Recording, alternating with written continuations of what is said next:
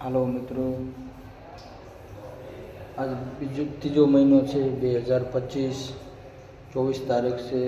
કાલનો દિવસ આપણો સૂર્યોદય એવો છે સાહેબ કે કાલના 25 તારીખના બધા ચાંદ એક જમીન ઉપર આપણે આસમાનમાં ભેગા થશે. તો સૌને આમંત્રણ છે, સૌને વિનંતી છે, આ વિડીયો આગળ કરજો, શેર કરજો અને આગળનો વિડીયો તમે જોજો કે કાલે 25 તારીખના શું છે. બીજા લોકોને મોકલજો તો એને ખબર પડે કે કાલે 25 તારીખના કેવો દિવસ ઉગવાનો છે. મિત્રો શેર કરજો. હાલો, જય માતાજી, जय रखा दादा।